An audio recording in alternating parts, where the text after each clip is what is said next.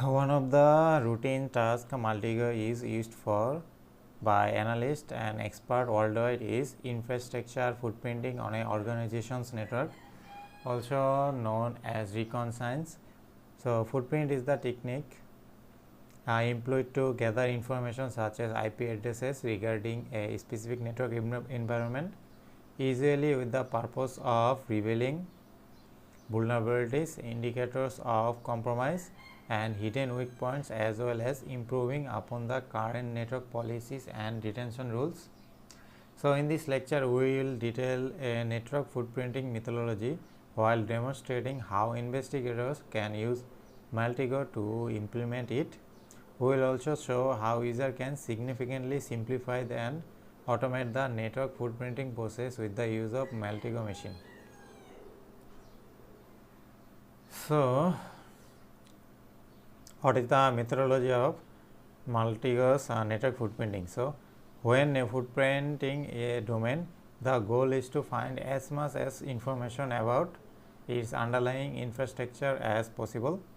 However, when dealing with a large footprint, it can be quite difficult to know when you have found all publicly available information about the domain that are under investigation.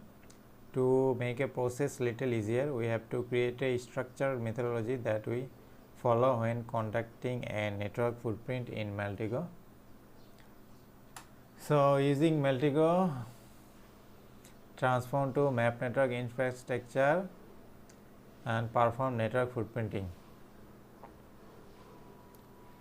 So, Multigo has a number of transforms that pull infrastructure data easily from OSINT and third-party data sources for network footprinting, and while returning the query result, the transform also map out of the relationship between each of the data points and visualize the infrastructure in a graph. So, as you can see in here, the arrows are labeled with the Multigo that transform can be used to find such information. So, now we will talk about find a related top level domain. So, starting at the top of the model with the target domain, we see an arrow labeled as TLD expand pointing from a domain back to a domain. This step searches for a top level domain that belongs to the target organization, a step that allows analysts to grasp the overall or interconnected infrastructure, especially in an international organization. Top level domain refers to a last part of an URL, for example, like .com.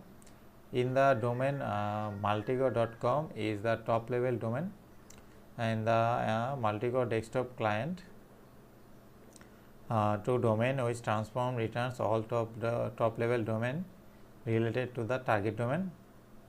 For example, we run to domain to find other TLDs to transform on a linkedin.com domain.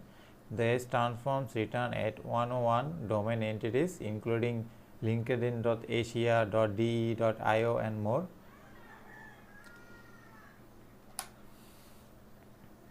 Find DNS names related to the target domain. So, once the top level domains are enumerated, we want to find the DNS records from the DNS server's database. This includes obtaining the domain's MX record, NS records and many A records as possible. A mail exchanger record specifies the mail server responsible for accepting the email message on behalf of a domain name. NS records that the internet where go to and find the domain's IP address, and A record is used to point a logical domain name such as google.com to the IP addresses of a Google's hosting server, which is like something like 74.125 something. So, in Multigo there are 9 transforms for finding a DNS name related to a domain. You can find them in the transform set as DNS from domain, which is a part of standard transform hub item. Running as domain, transform set this domain by usually clicking the fast forward icon returns the result seen as the graph. Then the purpose of this demonstration, we limited the number of a result returned by a transform to 256. Note that there are 408 entities in the DNS name collection node, so indicating a large number of infrastructure with a wide attack surface. Taking a look at the data model again, we see that there are 3 transforms going from the DNS name level up to the TLD level. 2 of those transforms looks for domain that share the same name servers or mail servers that has found the original domain. The third transform simply extract the domain from the DNS name. Following the data model, we will resolve all the DNS names to IP addresses by selecting the DNS entities and running to IP address transform. It is interesting to note that there are 304 of the 408 DNS name resolved to a single IP address as shown as this image.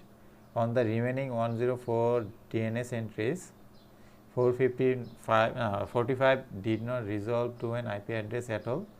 This might be an indication of an old DNS or a DNS name that resolve an internal resource configured on a split DNS system.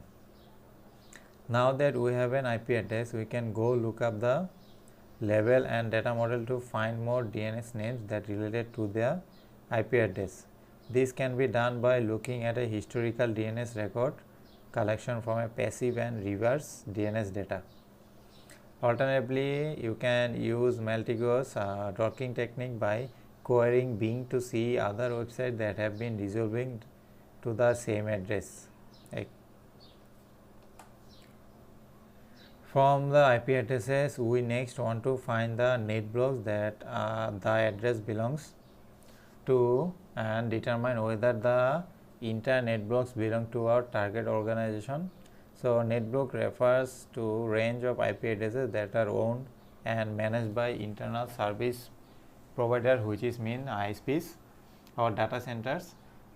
An IP net block provides details about the owners of the entire IP range as well as its administrative contract, organization and more. So, in Multigo there are 3 transforms for finding net blocks from an IP address, and it is important to understand how each of them works. To net block, which is like transform, will sort IP addresses into net block size specific by the user. Note that it is important to configure the correct size of the net block to conduct the accurate investigation. So, another net block is using the route info. So, that transform determines the net block that an IP address belongs to by looking up and routing the table information, and last one is using WHOIS info, and this transform will look up to the net block for an IP address by querying the registers. Running the net blocks using WHOIS info transform on our network footprinting, demonstrating result in those images. As you can see, the images shows only portion of the resulting graph.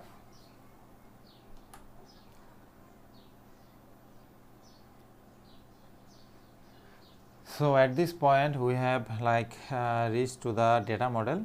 The next step would be take the as found that we start moving back up the data model, that we find more related information at each level. So, first we inquiry that we return all the net blocks found on the found in this, and these new net blocks will be found more DNS names by querying historical or reverse DNS record.